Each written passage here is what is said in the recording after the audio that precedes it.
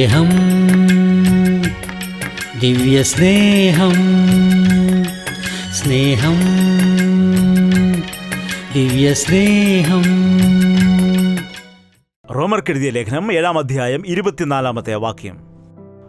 അയ്യോ, ഞാൻ അരിഷ്ട മനുഷ്യൻ, ഈ മരണത്തിന് അധീനമായ ശരീരത്തിൽ നിന്നു എന്നെ ആർ വിടുവിക്കും?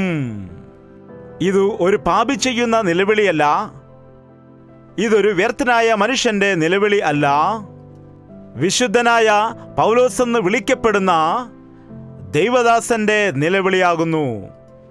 അയ്യോ, ഞാനൊരു അരിഷ്ടനായ മനുഷ്യൻ. മനുഷ്യന്റെ ഈ ലോകത്തെ ജീവിതത്തെക്കുറിച്ച് ഓർത്താൽ അത് ദൗർഭാഗ്യകരമായ ജീവിതം ആണ്. അത് നിങ്ങൾ ശ്രദ്ധിക്കുന്നുണ്ടോ എന്ന് അറിയുകയില്ല. നാം ദിവസങ്ങൾ ചെല്ലുന്തോറും ക്ഷീണിച്ചുകൊണ്ടേയിരിക്കുന്നു. ഒരു നല്ല ആരോഗ്യവനായി ജനിച്ചതായ ഒരു കുഞ്ഞ് കുറേ മാസങ്ങളും വർഷങ്ങളും ഒക്കെ കഴിഞ്ഞതിന് ശേഷമായി പ്രായം ചെന്ന് വാർദ്ധക്യത്തിൽ എത്തുന്നു. അവൻ്റെ ശരീരം ക്ഷീണിച്ചുകൊണ്ടേയിരിക്കും. ശരീരത്തിൽ പലതരത്തിലുള്ള രോഗങ്ങൾ ഉണ്ടാകാനിടയാകും. ദിനംതോറും നാം ക്ഷീണിച്ചുകൊണ്ടേയിരിക്കും. ഇവിടെ രാവിലെ എഴുന്നേറ്റാലുടൻ തന്നെ മനുഷ്യൻ ഓട്ടമാണ്, നെട്ടോട്ടമാണ്. പണം സമ്പാദിക്കുവാൻ, പല പല കാര്യങ്ങൾ ചെയ്യുവാൻ, വീട് കെട്ടുവാൻ, അത് ചെയ്യുവാൻ, ഇത് ചെയ്യുവാൻ.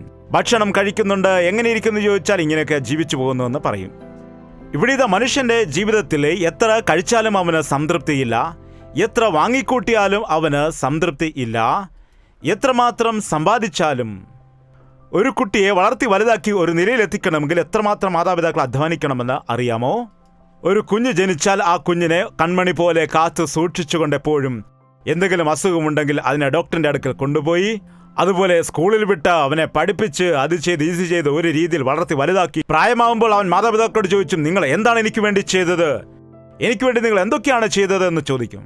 മോനെ, ഞാൻ നിന്നെ 10 മാസം നൊന്ത് പ്രസവിച്ചതാണെന്ന് പറഞ്ഞാൽ അതൊന്നും വലിയ കാര്യമല്ലെന്ന് മകൻ പറയും. മാതാപിതാക്കളുടെ കഷ്ടപ്പാടുകൾ അവർ മനസ്സിലാക്കുന്നില്ല. മനുഷ്യർക്ക് നന്ദിയില്ല, മനുഷ്യർക്ക് സംതൃപ്തി ഇല്ല. ഇത് ദൗർഭാഗ്യകരമാണ്. ഞാൻ എന്തൊക്കെയോ സമ്പാദിച്ച് കൂട്ടിയിട്ടുണ്ടെന്ന് അവൻ വിചാരിക്കുന്നു. ഞാൻ കുറെ ഡിഗ്രികൾ സമ്പാദിച്ചിട്ടുണ്ടെന്ന് അവൻ അഹങ്കരിക്കുന്നു. മനുഷ്യൻ എന്തൊക്കെയോ വലിയ വ്യക്തിയാണെന്ന് വിചാരിക്കുന്നു. എന്നാൽ അവന്റെ ജീവിതം എത്രമാത്രം നിസ്സാരമാണെന്ന് ഒരുവൻ ക്രിസ്തുവിലേക്ക് അടുക്കുമ്പോൾ മനസ്സിലാക്കാൻ കഴിയും. ഒരു വ്യക്തി തന്റെ അവസ്ഥ മനസ്സിലാക്കുന്ന സമയത്ത് ഇങ്ങനെ തന്നെ നിലവിളിക്കും, അയ്യോ, ഞാനൊരു അരിഷ്ട മനുഷ്യൻ, ഈ മരണത്തിന് അധീനമായ ശരീരത്തിൽ നിന്നു എന്നെ ആർ വിടുവിക്കും? ഈ നശിച്ചു പോകുന്ന മണ്ണായിരിക്കുന്ന ശരീരത്തിൽ നിന്നു എന്നെ ആർ വിടുവിക്കും? പൗലോസ് ഇത് എഴുതുന്നതായ സമയത്ത് റോമയിൽ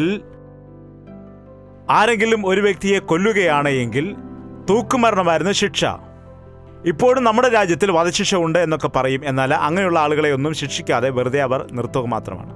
എന്നാൽ ആ കാലത്ത് ആരെങ്കിലും ഒരാൾ കൊല്ലുകയായിരുന്നു എങ്കിൽ ആ കൊന്നവന്റെ തോളിൽ ആ മരിച്ചവന്റെ ബോഡി കെട്ടിവെക്കുമെന്നാണ്.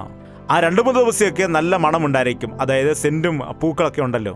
എന്നാൽ 3 ദിവസം കഴിഞ്ഞാൽ പിന്നെ ആ ശവത്തിന്റെ ദുർഗന്ധം എന്ന് വെച്ചാൽ അത് ഭയങ്കരമായ ദുർഗന്ധമായിരിക്കും. ഒരു ജന്തുക്കൾക്കും അത്ര ദുർഗന്ധം കാണില്ല. തേളിന് കൊമ്പിലാണ് വിഷം, പാമ്പിന് പല്ലിലാണ് വിഷം, മനുഷ്യനാണെങ്കിൽ ശരീരം മുഴുവൻ വിഷമാണെന്നാണ്. ആ ഡെഡ് ബോഡി അവന്റെ ശരീരത്തിൽ കെട്ടിവെച്ചിരിക്കുമ്പോൾ അവന് ദുർഗന്ധം സഹിക്കാൻ പറ്റാതെ അവൻ ഓടുമെന്നാണ് പറയുന്നത്. അവനങ്ങനെ ഓടിപ്പോകുമ്പോൾ ശവം എന്താണ് ചെയ്യുന്നത്? അവന്റെ ശരീരത്തോട് തന്നെ അങ്ങനെ ചേർന്നിരിക്കും. അപ്പോൾ അതിൻ്റെ അകത്ത് കിടക്കുന്ന മാംസമൊക്കെ അടർന്ന് വീണ്ടും ദുർഗന്ധമാകാനിടയാകും. അയ്യോ അയ്യോ അയ്യോ എന്ന് നിലവിളിക്കും. ആരെങ്കിലും അവനെ അഴിച്ചുവിടുകയാണെങ്കിൽ 2 പേരെയും പിന്നെ കൂട്ടിക്കെട്ടുമെന്നാണ് പറയുന്നത്. അതുകൊണ്ട് പിന്നെ ആരാണ് വിടുവിക്കുന്നത്? ആരും അവനെ അഴിച്ചുവിടുകയില്ല. അവസാനം അവൻ ഓടി നടന്ന ആ ദുർഗന്ധം സഹിക്കവയ്യാതെ അവസാനം അവനും അങ്ങനെ വീണു മരിക്കുമെന്നാണ് പറയുന്നത്. അതാണ് ഇവിടെ ഉപമയായിട്ട് പൗലോസ് എഴുതിയിരിക്കുന്നത്. എപ്പോഴാണോ നാം രക്ഷിക്കപ്പെടുന്നത് അപ്പോൾ നമുക്ക് വീണ്ടും ജനനം സംഭവിക്കുകയാണ്. അതുകൊണ്ടൊരു വ്യക്തി വീണ്ടും ജനനം പ്രാപിക്കുന്ന സമയത്ത് പാപം എന്താണെന്ന് അവൻ മനസ്സിലാകും, തെറ്റുകൾ എന്തൊക്കെയാണെന്ന് അവന് മനസ്സിലാകും.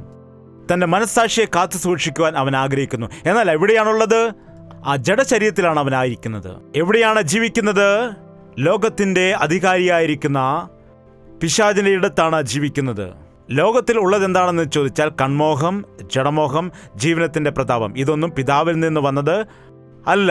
ലോകത്തെയും ലോകത്തിനുള്ളതിനെയും നിങ്ങൾ സ്നേഹിക്കരുത്. നിങ്ങൾ ലോകത്തിൽ ജീവിക്കുക, എന്നാൽ ലോകത്തിൽ നിന്ന് നിങ്ങൾ വേർതിരിഞ്ഞ് പാപത്തിൽ നിന്ന് വേർതിരിഞ്ഞ് വിശുദ്ധരായി ഈ ലോകത്തിൽ ജീവിക്കുവാൻ കർത്താവ് പറയുന്നു. അതുകൊണ്ട് ഇവിടെ എന്താണ് പറയുന്നത്? ജഡത്തിനും ആത്മാവിനും തമ്മിലുള്ള പോരാട്ടത്തെക്കുറിച്ചാണ് പറയുന്നത്.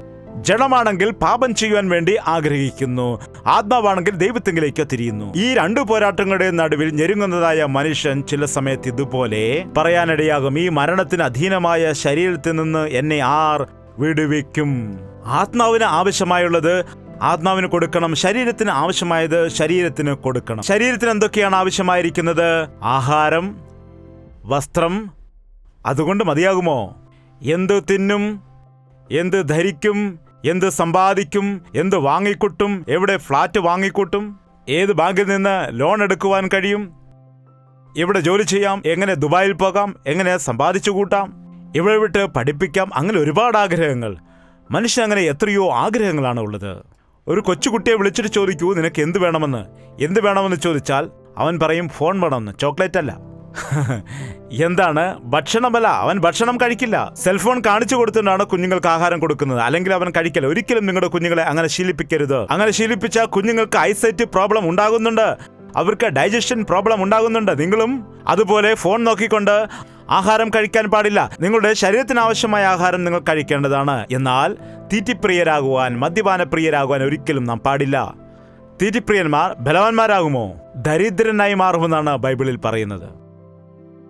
ശരീരത്തിന് ആവശ്യമായതെല്ലാം നാം നേടുന്നുണ്ട്, ശരീരത്തിന് ആവശ്യമായ സകലതും നാം വാങ്ങിക്കൂട്ടാറുണ്ട്. എന്നാൽ ആത്മാവിനെ നാം സംരക്ഷിക്കുന്നുണ്ടോ? ഒരു വീട്ടിൽ ഒരു കറുത്ത പട്ടിയും വെളുത്ത പട്ടിയും ഉണ്ടായിരുന്നു. ആ വീട്ടുകാരിക്ക് അവിടുത്തെ എന്തുകൊണ്ടോ കറുത്ത പട്ടിയാണ് ഇഷ്ടം, വെളുത്ത പട്ടിയെ ഒട്ടും തന്നെ ഇഷ്ടമില്ല. അതുകൊണ്ട് എല്ലാ ദിവസവും ആ കറുത്ത പട്ടിക്ക് നല്ല ഇറച്ചിയും ആഹാരവും മുട്ടയും നല്ല നല്ല ഭക്ഷണം കൊടുക്കാറുണ്ട്. എന്നാൽ ഈ വെളുത്ത പട്ടിക്ക് ബാക്കി വന്ന കഞ്ഞി ഉണ്ടെങ്കിൽ അത് മാത്രം അല്പം കൊടുക്കും. കുറച്ച് ദിവസങ്ങൾ കഴിഞ്ഞിട്ട് ഈ വെളുത്ത നായ്ക്ക് എന്തു പറ്റി? അത് തീരെ മെലിഞ്ഞ് ഉണങ്ങിയിരിക്കുന്നു. കറുത്ത പട്ടി എങ്ങനെയിരിക്കും?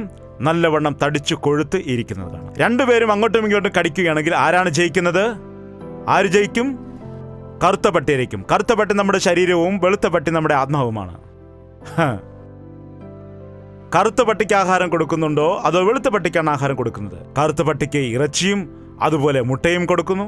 അതുപോലെ കറുത്ത പട്ടിക്ക് പാല്, കോംപ്ലാന്, ബിസ്ക്കറ്റ് എല്ലാം കൊടുക്കുന്നു. എന്നാൽ വെളുത്ത പട്ടിക്ക് നിങ്ങൾ എന്താണ് കൊടുക്കുന്നത്? എല്ലാം കറുത്ത പട്ടിക്കാണ് നിങ്ങൾ കൊടുത്തുകൊണ്ടിരിക്കുന്നത്. വെളുത്ത പട്ടിക്ക് മാത്രം ഞായറാഴ്ച ദൈവദാസൻ വന്നിട്ട് കുറച്ച് കഞ്ഞി ഹല്ലേലൂയ എന്ന് പറഞ്ഞ് ഒഴിച്ചു കൊടുക്കും. യേശുവേ. വീട്ടിൽ വെച്ച് പ്രാർത്ഥിക്കുകയില്ല, വീട്ടിൽ വെച്ച് ബൈബിൾ വായിക്കുകയില്ല. ഞായറാഴ്ച സഭയിൽ ചെന്നാണ് കർത്താവേ എന്നെ ജീവിപ്പിക്കണമേ. ഹോ, ആ ഒരു ദിവസമാണ് ഭക്തി ഉണ്ടാകുന്നത്, ഞായറാഴ്ച മാത്രം. തിങ്കളാഴ്ച മുതൽ വീണ്ടും പഴയതുപോലെ തന്നെയാണ്. എന്തുകൊണ്ടെന്നാൽ കറുത്ത പട്ടിയെ മാത്രമാണ് നിങ്ങൾ ശ്രദ്ധിക്കുന്നത്. അതുകൊണ്ട് നിങ്ങൾ ആത്മാവിന് ശക്തിയുള്ളവരായിരിക്കണമെങ്കിൽ ആത്മാവിന് നന്മയായിട്ടുള്ളതായ കാര്യങ്ങൾ ചെയ്യേണ്ടതാണ്. പ്രാർത്ഥിക്കുന്ന സമയത്ത് ആത്മാവ് ബലപ്പെടുത്തുന്നു. കർത്താവിനെ ആരാധിക്കുമ്പോൾ ആത്മാവ് സന്തോഷിക്കുന്നു. ദൈവത്തിന്റെ വചനത്തിലൂടെ ആത്മാവിനെ ബലപ്പെടുത്തുന്നതായ സമയത്ത് മനുഷ്യൻ അപ്പം കൊണ്ട് മാത്രമല്ല ദൈവത്തിന്റെ വായിൽ നിന്ന് വരുന്ന സകല വചനത്താലും ജീവിക്കുന്നുവെന്ന് കർത്താവ് പറയുകയുണ്ടായി. അതുകൊണ്ട് നമ്മുടെ ആത്മാവിനെ സംബന്ധിച്ചുള്ള കാര്യങ്ങൾ നമ്മുടെ കുഞ്ഞുങ്ങളോടും പറയാം. കുഞ്ഞുങ്ങൾ പഠിക്കുന്നത് നല്ലതാണ്, അവർക്ക് നല്ല ടിഫിൻ ഉണ്ടായി കൊടുക്കുന്നുണ്ട്, ഇംഗ്ലീഷ് മീഡിയം സ്കൂളിൽ വിടുന്നുണ്ട്, നല്ല ഡ്രസ്സുകൾ വാങ്ങിച്ചു കൊടുക്കുന്നുണ്ട്, എല്ലാം ചെയ്യുന്നുവെങ്കിലും അവരെ സൺഡേ സ്കൂളിൽ പോലും ഞായറാഴ്ച കൊണ്ടുപോകത്തില്ല. അവർ സ്കൂളിൽ പോകുന്ന സമയത്ത് അവരെ പ്രാർത്ഥിച്ചിട്ട് അയക്കുകയില്ല. അതുപോലെ ദൈവസന്നിധിയിൽ പ്രാർത്ഥിക്കേണ്ടതിന് അവരെ പ്രാർത്ഥന പഠിപ്പിക്കില്ല. ചെറുപ്പം മുതൽ തന്നെ കുഞ്ഞുങ്ങളെ നിങ്ങൾ പ്രാർത്ഥിക്കൂ, കണ്ണടയ്ക്കൂ, പ്രാർത്ഥിക്കാൻ പഠിക്കൂ, ഇത് പഠിപ്പിക്കുകയില്ല. എന്താണ് പഠിപ്പിക്കുന്നത്? മൊബൈൽ നോക്കാൻ വേണ്ടി, കാർട്ടൂൺ ചിത്രങ്ങൾ കാണാൻ വേണ്ടി, സിനിമ കാണാൻ വേണ്ടി, അതുപോലെ TV കാണാൻ വേണ്ടി ശീലിപ്പിക്കുന്നു. ശല്യം ചെയ്യാതെ പോയി TV കാണുവാൻ വേണ്ടി പറയുന്നു. അവസാനം കുഞ്ഞുങ്ങൾ TV തന്നെ കണ്ടുകൊണ്ടേയിരിക്കുന്നു. എന്താണ്?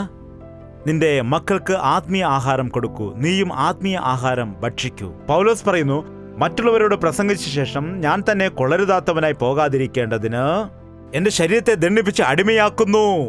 ശരീരം ആഗ്രഹിക്കുന്നതെല്ലാം സാധിപ്പിക്കാൻ വേണ്ടി, ഇഷ്ടപ്പെടുന്നതെല്ലാം സാധിപ്പിക്കാൻ വേണ്ടി നാം അടിമയായി തീരുന്നു എങ്കിൽ നാം ജഡത്തെ പ്രസാദിപ്പിച്ചുകൊണ്ട് ആത്മാവിനെ ദുഃഖിപ്പിക്കുകയാണ് ചെയ്യുന്നത്. സെന്റ് ഫ്രാൻസിസ് എന്ന ഭക്തൻ തന്റെ ശരീരത്തെ കഴുത എന്നാണ് വിളിച്ചിരുന്നത്. ദൈവവേല ചെയ്യാൻ വേണ്ടി മടിച്ചിരിക്കുകയാണെങ്കിൽ എഴുന്നേക്കൂ എന്ന് പറഞ്ഞ് തൻ്റെ ശരീരത്തെ താൻ തന്നെ ശിക്ഷിക്കുമായിരുന്നു. നിനക്കെന്താ റെസ്റ്റ് വേണമോ? എപ്പോഴെങ്കിലും നിങ്ങളെ തന്നെ നിങ്ങൾ അങ്ങനെ ശിക്ഷിച്ചിട്ടുണ്ടോ? മറ്റുള്ളവരെ ശിക്ഷിക്കും, ശരിയല്ലേ? മറ്റുള്ളവരെ നാം വഴക്ക് പറയും, ബുദ്ധിയില്ല, ബോധമില്ല, വിവരമില്ല, മടിയാണെന്ന് പറയും. എന്നാൽ നിങ്ങൾ മടിയാണോ നിനക്ക്, എഴുന്നേൽക്കൂ എന്ന് നിന്നോട് തന്നെ നീ പറഞ്ഞ് നിയന്ത്രിക്കുന്നുണ്ടോ? നിന്റെ ശരീരത്തെ നീ നിയന്ത്രിക്കുന്നുണ്ട് എങ്കിൽ നിനക്ക് ശരീരത്തെ ജയിക്കുവാൻ കഴിയും. എപ്പോഴും ശരീരത്തിന്റെ ഇച്ഛകൾ നമ്മെ താഴോട്ട് വലിച്ചുകൊണ്ടേയിരിക്കുന്നതാണ്. നമ്മെ കീഴ്പ്പെടുത്തുന്നതിന് വേണ്ടി നമ്മുടെ മേൽ അധികം ശക്തി അത് പ്രയോഗിച്ചുകൊണ്ടിരിക്കും. കാരണം മണ്ണിൽ നിന്ന് വന്നതുകൊണ്ട് ആ മണ്ണ് നമ്മെ ആകർഷിച്ചുകൊണ്ടേയിരിക്കും. ലോകത്തിൽ പാപം കൊണ്ട് നിറഞ്ഞിരിക്കുമ്പോൾ ഈ പാപകരമായ ലോകം നമ്മെ ആകർഷിക്കും. അതുകൊണ്ടാണ് കർത്താവിന് വേണ്ടി ഒരു വ്യക്തി ലോകത്തിൽ ജീവിക്കണമെങ്കിൽ അത് വലിയ പോരാട്ടമാണ്. ക്രിസ്തീയ ജീവിതം എന്ന് പറഞ്ഞാൽ ഉയർന്ന ഒരു സ്ഥലത്ത് നിന്നിട്ട് നിറങ്ങി താഴേക്ക് വരുന്നത് പോലെ എളുപ്പമുള്ള കാര്യമല്ല. ക്രിസ്തീയ ജീവിതം എന്ന് പറയുന്നത് ഒരു കയറിൽ കൂടി നടക്കുന്നത് പോലെയാണ്. ഒരു കയറിൽ കൂടി നടക്കുന്നവനെ നോക്കൂ, അവൻ എങ്ങനെയാണ് നടക്കുന്നത്. ആ നേരത്തെ കയറിൽ കൂടി അവൻ നടക്കണമെന്നുണ്ടെങ്കിൽ അവൻ എന്തുകൊണ്ടാണ് വീഴാത്തതെന്ന് നിങ്ങൾ എപ്പോഴെങ്കിലും ശ്രദ്ധിച്ചിട്ടുണ്ടോ? എന്തുകൊണ്ടാണ്? അവന്റെ ലക്ഷ്യം എവിടെയാണ്? അവന്റെ നോട്ടം ആ ലക്ഷ്യസ്ഥാനത്താണ്. അങ്ങോട്ടും ഇങ്ങോട്ടും അവൻ നോക്കിയാണെന്ന് വിചാരിക്കൂ. അങ്ങോട്ടും ഇങ്ങോട്ടും നോക്കിയാൽ അവൻ തലയും കുത്തി താഴെ വീഴുന്നത് കാണാം. ഒന്നാമത് ലക്ഷ്യത്തിലേക്ക് നോക്കി അവൻ നടക്കുന്നു. രണ്ടാമത് ആ വടി പിടിച്ചുകൊണ്ട് അവൻ നടക്കുന്നു. ആ വടി കൊണ്ട് അവൻ എന്തൊക്കെയാണ് ചെയ്യുന്നത്? അവൻ ബാലൻസ് ചെയ്യുകയാണ്. നമ്മുടെ ബൈബിൾ കൊണ്ട് നാം ബാലൻസ് ചെയ്തുകൊണ്ട് യേശുവിലേക്ക് നോക്കിക്കൊണ്ട് നമ്മുടെ മുൻപിൽ വെച്ചിരിക്കുന്ന ഓട്ടം നാം വിശ്വസ്തയോടെ ഓടുക. അവനും തന്റെ മുൻപിൽ വെച്ചിരിക്കുന്ന ലക്ഷ്യത്തിലേക്ക്, ലാക്കിലേക്ക് ഓടി നമ്മെ കാണിച്ച ദൈവമാണ്.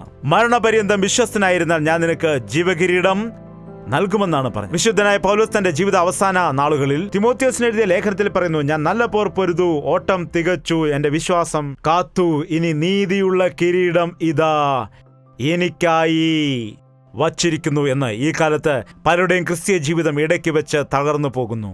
പിന്മാറിപ്പോകുന്ന അനേകം ആളുകളുണ്ട്.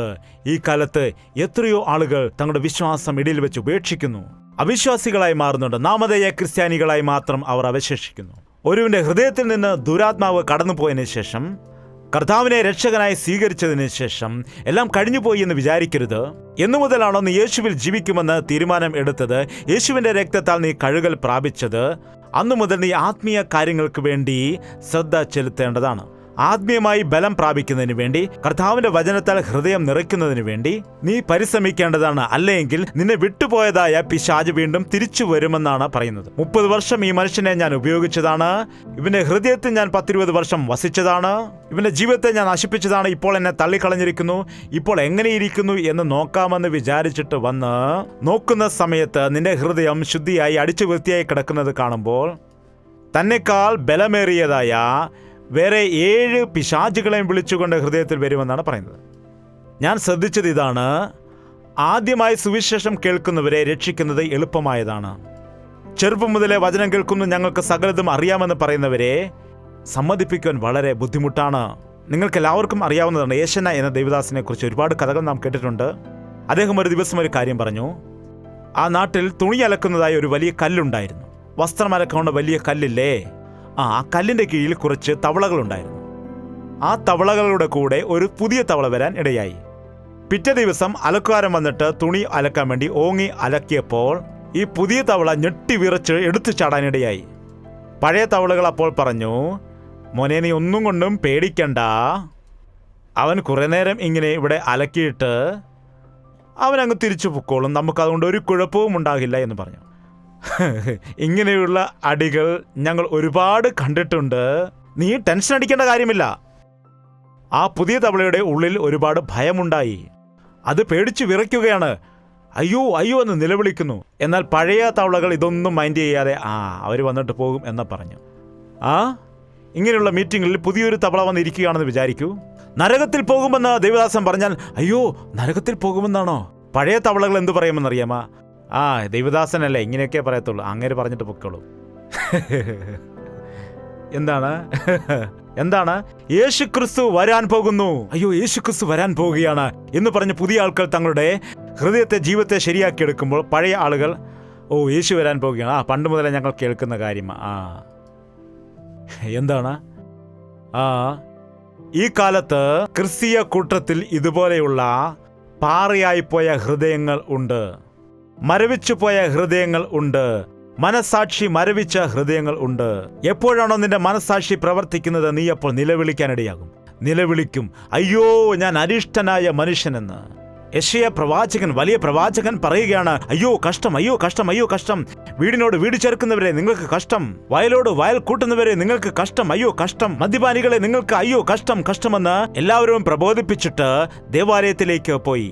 ദേവാലയത്തിലേക്ക് ചെന്നപ്പോൾ അവിടെ കർത്താവ് സിംഹാസനത്തിൽ ഇരിക്കുന്നത് കണ്ട് അവന്റെ വസ്ത്രത്തിന്റെ വിളിമ്പുകൾ മന്ദിരത്തെ നിറച്ചിരുന്നു. സാറാഫുകൾ ചുറ്റും നിന്ന് ഓരോരുത്തർക്കും 6 ചിറകുകൾ ഉണ്ടായിരുന്നു. അവർ ദൈവത്തെ പാടി ആരാധിച്ചു കൊണ്ടിരിക്കുന്നത് കണ്ടപ്പോൾ എന്താണ് പറഞ്ഞത്? അയ്യോ എനിക്ക് കഷ്ടം, ഞാൻ നശിച്ചു, ഞാൻ ശുദ്ധിയില്ലാത്ത ആദരങ്ങളുള്ള ഒരു മനുഷ്യൻ, ശുദ്ധിയില്ലാത്ത ആദരങ്ങളുള്ള ജനത്തിന് നടുവിൽ ഞാൻ വസിക്കുന്നു എന്ന് പ്രവാചകൻ നിലവിളിക്കുവാനിടയായി.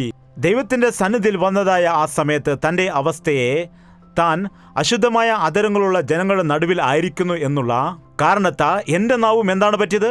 അശുദ്ധിയായി മാറി. നാം രാവിലെ എഴുന്നേറ്റാൽ അവിശ്വാസികളോടുകൂടെ ലോകക്കാരോടുകൂടിയാണ് ആയിരിക്കുന്നത്.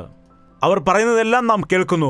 നമ്മുടെ ഹൃദയത്തെ കാത്തുരക്ഷിക്കുന്നില്ല എങ്കിൽ അവർ സംസാരിക്കുന്നത് ആ ദോഷകരമായതെല്ലാം നമ്മുടെ ഉള്ളിലേക്ക് പോകുന്നു. നാം അറിയാതെ തന്നെ അവർ പറഞ്ഞ വാക്കുകൾ നാം ഉപയോഗിക്കാറുണ്ട്. നാം പോകുന്ന വഴിക്ക് പലപ്പോഴും സിനിമാ പാട്ടുകൾ കേൾക്കാറുണ്ടല്ലോ. അത് കേട്ടിട്ട് നാം വീട്ടിൽ ചെന്നിട്ട് അതേ പാട്ട് തന്നെ നാം അറിയാതെ അപ്പോൾ നിങ്ങളുടെ ഭാര്യ ചോദിക്കും, എന്താണ് സിനിമാ പാട്ടൊക്കെയാണ് പാടുന്നത്? അയ്യോ ഞാനെപ്പോഴാണ് പാടിയത്? നിങ്ങൾ അറിയാതെ തന്നെയാണ് പാടുന്നത്. ആ പാട്ട് നിങ്ങളുടെ ഹൃദയത്തിൽ പതിയാനിടയായി നിങ്ങൾ അറിയാതെ തന്നെ അത് പാടുവാൻ ഇടയാകുന്നു. നിന്റെ ഹൃദയത്തെ കാക്കുക, എല്ലാറ്റിനേക്കാളും നിന്റെ ഹൃദയത്തെ കാത്തു സൂക്ഷിക്കുക എന്ന് ദൈവത്തിന്റെ വചനം നമ്മെ പഠിപ്പിക്കുന്നു. അതുകൊണ്ട് എപ്പോഴാണോ ഒരു വ്യക്തി ദൈവത്തിന്റെ അടുക്കിലേക്ക് വരുന്നത്, അവന്റെ വെളിച്ചത്തിലേക്ക് വരുമ്പോൾ, കർത്താവിലേക്ക് വരുമ്പോൾ അവന്റെ കുറവുകൾ അവനെ മനസ്സിലാക്കുവാൻ കഴിയും. പാപം മൂലം, ദോഷം മൂലം മരിച്ചവരായിരിക്കുന്ന ആളുകൾക്ക് തങ്ങളുടെ തെറ്റുകൾ അവർക്ക് മനസ്സിലാക്കുവാൻ കഴിയുകയില്ല. എന്നാൽ പരിശുദ്ധാത്മാവ് എപ്പോഴാണോ നിന്നിലേക്ക് വരുന്നത്, അപ്പോൾ നിനക്ക് ആ പാപഭാരം വന്നിട്ട് അയ്യോ അയ്യോ എന്ന് നിലവിളിക്കുവാനിടയാകും. അപ്പോൾ ദൈവത്തോട് നിലവിളിക്കും, അയ്യോ ഞാൻ കള്ളനാകുന്നു, അയ്യോ ഞാൻ ദോഷിയാകുന്നു, അയ്യോ ഞാൻ വ്യഭിചാരിയാകുന്നു, അയ്യോ കർത്താവേ ഞാൻ കള്ളം പറഞ്ഞിട്ടുണ്ട്, നിനക്ക് വിരോധമായി ഞാൻ പാപം ചെയ്തു എന്ന് പറയുവാൻ കഴിയും. ദാവീദ് പാപം ചെയ്ത ശേഷം പശ്ചാത്തപിക്കുവാനിടയായി. എന്റെ ദോഷങ്ങളെ കഴുകണമേ എന്ന് ദൈവത്തോട് പറഞ്ഞു. നിന്റെ സന്നിധിയിൽ നിന്ന് എന്നെ തള്ളിക്കളയരുതേ എന്ന്, നിന്റെ പരിശുദ്ധാത്മാവ് എന്നിൽ നിന്ന് എടുക്കരുതേ എന്ന്, എനിക്ക് രക്ഷയുടെ സന്തോഷത്തെ തിരികെ തരണമേ കർത്താവേ. നീ ഹനനയാഗത്തിൽ പ്രസാദിക്കുന്നവനല്ല, എന്റെ പാപത്തിന് പകരം ബലി ആഗ്രഹിക്കുന്ന ഒരു ദൈവമല്ല നീ. തകർന്നും നുറുകിയുമിരിക്കുന്ന ഹൃദയമാണ് നീ ഇഷ്ടപ്പെടുന്നത് എന്ന് പറഞ്ഞ് കണ്ണുനീരോടുകൂടി പശ്ചാത്താപത്തോടുകൂടി അവൻ പ്രാർത്ഥിച്ചതുകൊണ്ട് ദൈവത്തിന്റെ ഹൃദയപ്രകാരമുള്ള ഒരു മനുഷ്യനായി അവൻ മാറാനിടയായി. ഈ ദിവസം പാപം ചെയ്യുന്നത് തെറ്റാണ്. ചെയ്ത പാപം മറച്ചു വയ്ക്കുന്നത് തെറ്റാണ്. നിന്റെ പാപം ഏറ്റുപറഞ്ഞാൽ നിനക്ക് ക്ഷമ ലഭിക്കും. പരിശുദ്ധാത്മാവിന്റെ പ്രധാന കർത്തവ്യം എന്താണെന്ന് വെച്ചാൽ, കർത്താവ് പറഞ്ഞു, ഞാൻ പോയിട്ട് നിങ്ങൾക്ക് ഒരു സഹായിയെ അയക്കാം. ഞാൻ ഉപദേശിച്ച കാര്യങ്ങളെ അവൻ നിങ്ങൾക്ക് ഓർമ്മ വരുത്തും. പരിശുദ്ധാത്മാവ് പുതിയ ഉപദേശമല്ല നൽകുന്നത്, മറിച്ച് എന്താണ് ചെയ്യുന്നത്? യേശുക്രിസ്തു പറഞ്ഞു പോയ കാര്യങ്ങളെ അവൻ നിങ്ങൾക്ക് വന്ന് ഓർമ്മിപ്പിക്കുകയാണ്. നമുക്ക് നോക്കാം യോഹന്നാന്റെ സുവിശേഷം 16-ാം അധ്യായം 8-ാം വാക്യം. അവൻ വന്നു പാപത്തെക്കുറിച്ചും നീതിയെക്കുറിച്ചും ന്യായവിധിയെക്കുറിച്ചും ലോകത്തിന് ബോധം വരുത്താനിടയാകും. പാപത്തെക്കുറിച്ച് ലോകത്തിന് ബോധം വരുത്തുകയാണ്. നിന്റെ അവസ്ഥയെ നിനക്ക് മനസ്സിലാക്കി തരുകയാണ്.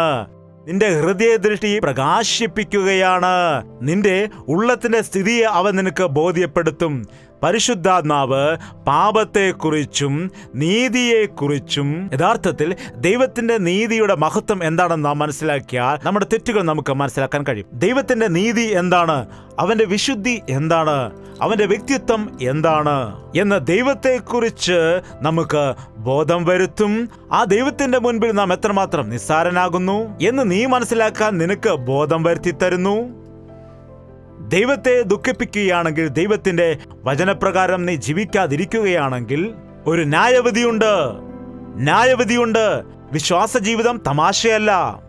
നമ്മുടെ ശരീരത്തിലിരിക്കുമ്പോൾ നാം ചെയ്തതായ സകല കാര്യത്തിനും, അത് നല്ലതാകിലും ചീത്തയാകിലും സകലത്തിനും ദൈവത്തോട് കണക്ക് ബോധിപ്പിക്കേണ്ടി വരും. നീ പാപം ചെയ്യുമ്പോൾ, ഞാൻ മിണ്ടാതിരിക്കുമ്പോൾ ഞാൻ നിന്നെപ്പോലെയാണെന്ന് നീ വിചാരിക്കുന്നുണ്ടോ? നാം എന്തെല്ലാം തെറ്റുകൾ ചെയ്തിട്ടും ദൈവം ഒന്നും മിണ്ടാതെ മൗനമായിരിക്കുകയാണ്. അവിടമുള്ള അധരത്തെയും വമ്പു പറയുന്ന നാവിനെയും ഛേദിച്ചു കളയുമെന്നാണ് ദൈവം പറഞ്ഞത്. ഒരുപക്ഷെ ഇവിടെ കള്ളം പറയുന്ന എല്ലാവരുടെയും നാവുകൾ ദൈവം ഛേദിച്ചു കളഞ്ഞാൽ ഇവിടെ പാട്ടുപാടാൻ പിന്നെ എത്ര ആളുകൾ ഉണ്ടായിരിക്കും? അവൻ ദീർഘക്ഷമ കാണിക്കുകയാണ്. അവൻ നമുക്ക് അവസരം നൽകുന്നു.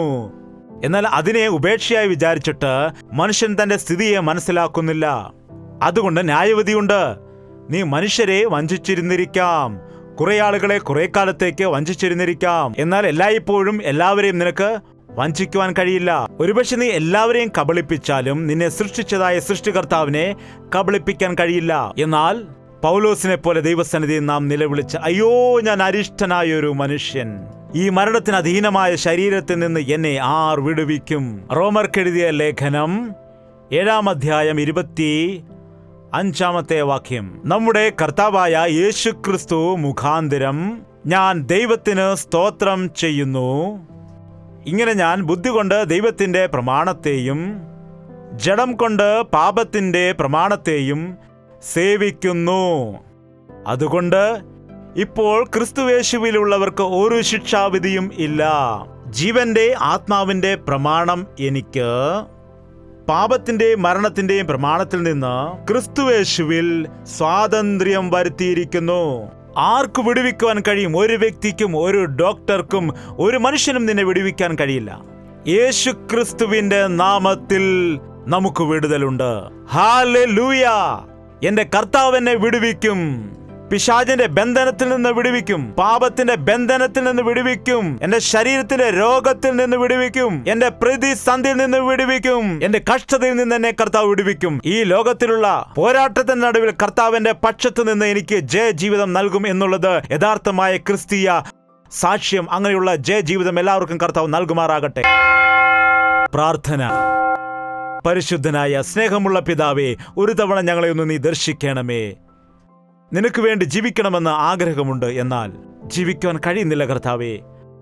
ആത്മീയമായി മുൻപോട്ട് പോകണമെന്ന് വളരെ ആഗ്രഹിക്കുന്നുണ്ട്, എന്നാൽ ജഡത്തിന്റെ ഇച്ഛകൾ ഞങ്ങളെ കീഴ്പ്പെടുത്തുകയാണ്. പരിശുദ്ധാത്മാവിന്റെ ശക്തിയാൽ ഞങ്ങളെ ബലപ്പെടുത്തണമെന്ന് പ്രാർത്ഥിക്കുന്നു. ഈ ജഡത്തിന്റെ പ്രവൃത്തികളിൽ നിന്ന് ഞങ്ങളെ വിടുവിക്കുമാറാകണമേ ദൈവമേ. ആരൊക്കെയാണ് ഭാരത്താൽ വന്നിരിക്കുന്നത്? ആരൊക്കെയാണ് രോഗത്താൽ വന്നിരിക്കുന്നത്? ആരൊക്കെയാണ് പിശാചിന്റെ തന്ത്രങ്ങളിൽ കുടുങ്ങിപ്പോയിരിക്കുന്നത്? അങ്ങനെയുള്ളവരുടെ ജീവിതത്തിൽ നസറേനായ യേശുക്രിസ്തുവിന്റെ നാമത്തിൽ വലിയ വിടുതൽ ഉണ്ടാകുമാറാകട്ടെ. ഇപ്പോൾ തന്നെ അവർക്ക് വലിയ വിടുതൽ നീ കൊടുക്കുമാറാകണമേ. അവരുടെ കണ്ണുകളെ നീ തുറക്കുമാറാകണമേ. ഇതാ യേശുക്രിസ്തു എനിക്ക് വിടുതൽ നൽകി എന്ന് സാക്ഷ്യം പറയാൻ വേണ്ടി സഹായിക്കണമേ. നിന്റെ നാമത്തിൽ ശക്തിയുണ്ട്. നിന്റെ നാമത്തിൽ വലിയ വിടുതൽ ഉണ്ട്. നിന്റെ നാമത്തിൽ വലിയ ശുദ്ധീകരണം ഉണ്ട്. നിന്റെ നാമത്തിൽ വലിയ മഹത്വം ഉണ്ട് കർത്താവേ. നസറേനായ യേശുക്രിസ്തുവിന്റെ നാമത്തിൽ എല്ലാ അന്ധകാരത്തിന്റെ ശക്തികളെയും ബന്ധിക്കുകയാണ് പിതാവേ. ദുഷ്ടന്റെ സകല തന്ത്രങ്ങളെയും ഞങ്ങൾ തകർത്തു കളയുകയാണ്. എല്ലാ രോഗത്തിന്റെ ഭാരങ്ങളും നീ ഏറ്റ അടിപ്പിണരുകളാൽ പൂർണ്ണ സൗഖ്യം വ്യാപരിക്കട്ടെ. പൂർണ്ണ വിടുതൽ ഉണ്ടാകട്ടെ. നിന്റെ നാമത്തിലുള്ള ജയം ഞങ്ങൾക്ക് നൽകണമേ. നിന്റെ നാമത്തിലുള്ള ശക്തി ഞങ്ങൾക്ക് നൽകണമേ. ഇപ്പോൾ ഞങ്ങൾ പിരിയുന്നു. നിന്റെ വരവ് താമസിക്കുമെങ്കിൽ ഈ ഭൂമിയിൽ വീണ്ടും ഞങ്ങൾക്ക് ഒരുമിച്ച് നിന്നെ ആരാധിക്കുവാൻ, അല്ലെങ്കിൽ നിത്യജീവിതത്തിൽ നിന്നോടൊപ്പം ഞങ്ങൾക്ക് വസിക്കുവാനായി നിരന്തരം നിന്റെ രാജ്യത്തിന്റെ അവകാശികളായി ഞങ്ങൾ വാഴേണ്ടതിന് നസറേനായ യേശുക്രിസ്തുവിന്റെ നാമത്തിൽ ഞങ്ങൾ അപേക്ഷിക്കുകയാണ് പിതാവേ. നമ്മുടെ പിതാവായ ദൈവത്തിന്റെ സ്നേഹവും പുത്രനായ യേശുക്രിസ്തുവിന്റെ കൃപയും ആശ്വസിപ്പിച്ച് വഴി നടത്തുന്ന പരിശുദ്ധാത്മാവിന്റെ കൂട്ടായ്മയും സഹവാസവും നാം ഓരോരുത്തരോടും നാം പ്രാർത്ഥിച്ച സകല വിഷയത്തോടും ഇന്നു മുതൽ എന്നേക്കും ഉണ്ടായിരിക്കുമാറാകട്ടെ. ആമേൻ, ആമേൻ, ആമേൻ. യേശുവേ, യേശുവേ, യേശുവേ, യേശുവേ, യേശുവേ, യേശുവേ, യേശുവേ, യേശുവേ. നിന്നെ നിന്നെ എന്നും ഞാൻ സേവിക്കും. നീ മാത്രം രാജാവെന്നും. നിന്നെ നിന്നെ എന്നും ഞാൻ സേവിക്കും. നീ മാത്രം രാജാവെന്നും. യേശുവേ, യേശുവേ, യേശുവേ, യേശുവേ, യേശുവേ, യേശുവേ, യേശുവേ, യേശുവേ, യേശുവേ, യേശുവേ, യേശുവേ.